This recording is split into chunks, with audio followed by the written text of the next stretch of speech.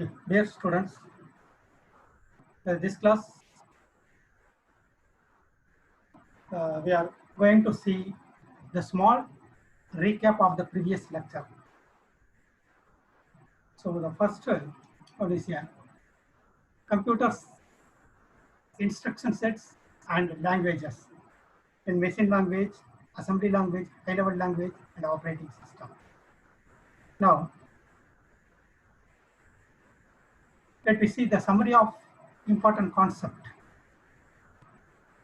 So first one is here, computer structure. So under computer structure, digital computer. The digital computer is a programmable machine that processes the binary data. It is represented by 5 components: CPU, ALU, control unit, memory, input and output. Now,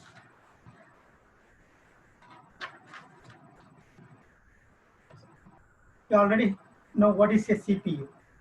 The CPU is the central processing unit. That is the group of circuit that processes data and provide control signals and timings. It includes the arithmetic logic unit, registers, instruction decoder and control unit.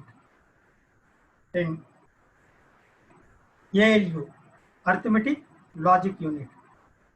The ALU is the group of circuit that performs arithmetic and logical operations. The ALU is part of the CPU. The next one is a control unit. The control unit is the group of circuit that provides control and timing signals to all the operation in the computer and control the data flow. That is from memory to from input to memory, then memory to ALU, then again the temporary data comes to memory, then if there is any result then goes to output. Okay. So these are done by the control unit.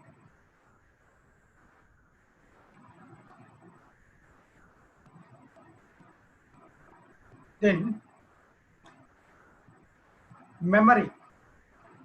The memory is a medium that store binary information. That is, it may be data or instruction. Then input. Input is a device that transfers the information from the outside world to the computer. That is, for example, keyboard is an input device, so that is used to transfer the information from outside unit to the computer. Then output. The output is a device that transfers information from computer to outside world. Okay, so these are the computer structure. Then scale of integration. Small scale integration, middle scale integration, large scale integration and very large scale integration. The first one is a small scale integration. The small scale integration means the process of designing a few circuits on a single chip. That is the technology used to fabricate discrete logic gates on a chip. Then medium scale integration. Medium scale integration is the process of designing more than 100 gates on a single chip. Yes, single chip may consist of more than 100 gates. That is medium scale integration. Then large scale integration. The large scale integration is the process of designing more than 1000 gates on a single chip. Similarly, one more scale of integration is a very large scale integration, VLSI. The VLIs are used to indicate the large scale, that is thousands of gates on a single chip. So these are the scales of integration. Then microcomputers. Okay. So here MPU, microprocessor unit, microcontroller, microcomputer, bus, then memories. Okay. So microprocessor, I already told you what is microprocessor. That is the MPU unit. It is a semiconductor device, that is an integrated circuit manufacturing by using the large scale integration technique. It includes arithmetic logic unit, register arrays, and a control circuit on a single chip. Then microcontroller. A microcontroller is a device that includes microprocessor, memory, and I/O signal lines on a single chip, fabricated using very large scale integration technology. So what is called a microcontroller. Then microcomputer, a computer that is designed using microprocessor as its CPU. It includes microprocessor, memory, and input output. Then bus. Bus is a group of lines used to transfer bits between microprocessor and other component of the computer system. Then read-only memory, ROM. It is a memory that stores binary information permanently. The information can be read from this memory but cannot be altered. So we cannot change the information. Then random access memory or read-write memory. This is a memory that stores binary information during the operation of the computer. This memory can be used as a writing pad to write the user program and data. The information stored in this memory can be read and alter easily. Okay. So when the power has gone, the content in the ROM will not be lost, whereas the content in the RAM will be lost. The next, computer languages. So already you know what is a bit. Bit is a binary digit, 0 or 1. Then byte, a group of 8-bit. Then nibble, a group of 4-bit. And word or word length, a group of bits that the computer recognize and process at a time. Okay, so the word length may be, if the computer is a 16-bit, then word length may be 16. If the computer recognizes 32-bit, then the word length is 32-bit. The next, instruction. A command in a binary, that is 0 and 1, that is recognized and executed by the computer to perform a task. So what is called an instruction. Then mnemonic. Mnemonic is a combination of letters to suggest the operation of an instruction. Normally, the assembly language uses the mnemonics, that is add, ADD, subtract, SUB, move, MOV, jump, JU, MPR, JMP. That depends upon the processor. Then program, a set of instructions written in a specific sequence for the computer to perform a given task. Okay. So set of instruction, either it may be written in the assembly language or machine language or high level language, whatever it may be. So it is called a program. So if the set of instruction is written in machine language, then it is called machine language program. Or if the set of instruction written in assembly language, then it is called assembly language program. Or a set of instruction written in high level language, it is called the high level language program. Then, so machine language, the binary medium of communication with a computer through a designed set of instruction specific to each computer. Okay? So that is the, if one system follow one type of instruction, that cannot be applicable to other system. Okay, so dependent. Then assembly language, a medium of communication with a computer in which programs are written in mnemonics. That is the add, subtract, like that, instead of 0 and 1s as in the machine language.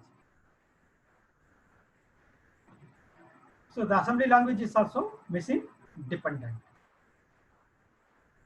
Then low level language,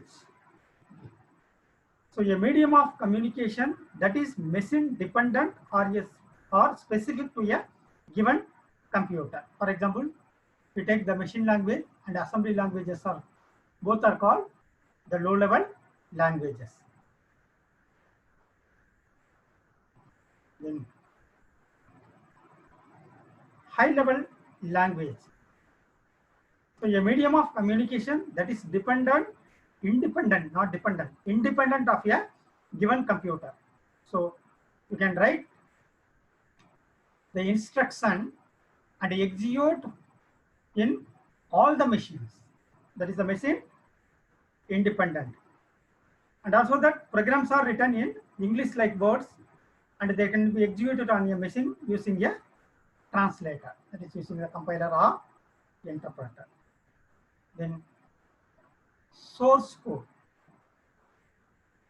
Source code is a program written either mnemonics of an assembly language or a English-like statement of a high-level language. Okay, that is normally the program is called a source code. Then object code. The source code, by a compiler take the source code as an input and compile it, then it generate the object code that can be read by the machine. Okay, so that is called a object code. Then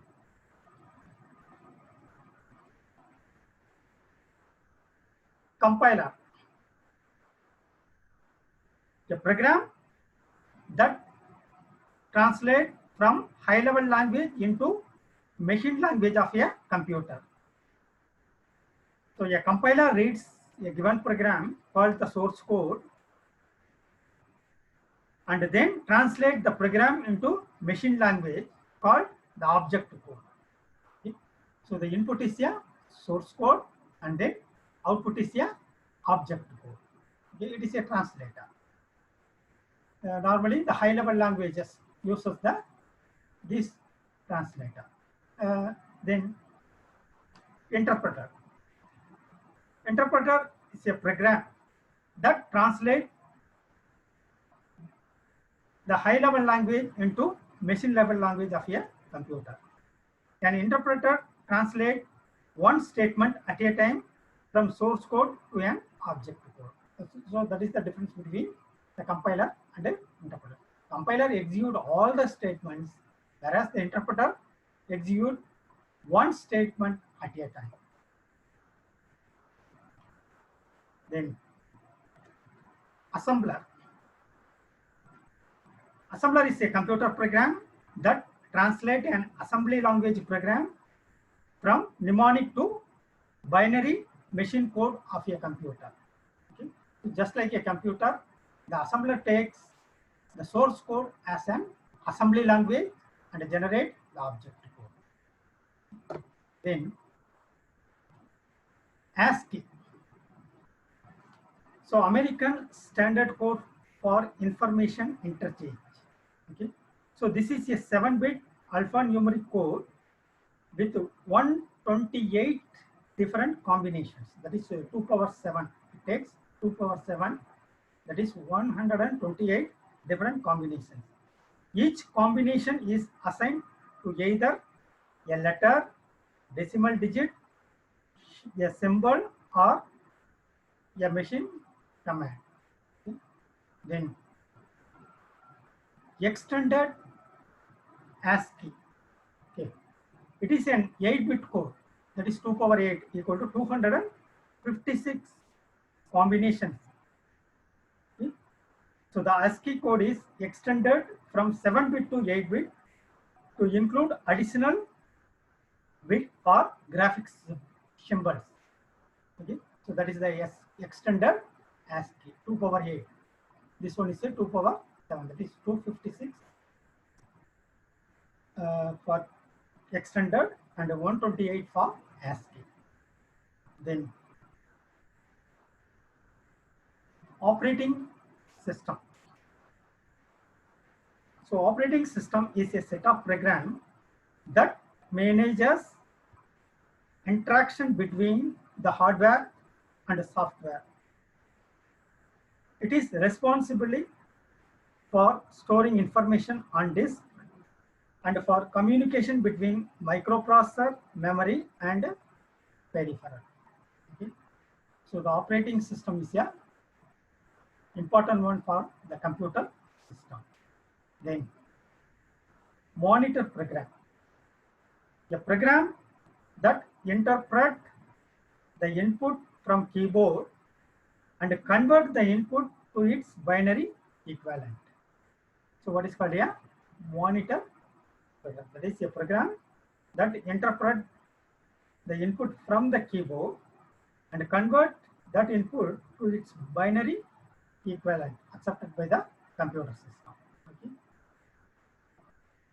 So these are the summary of the previous lecture. Okay, students, let me see in the next.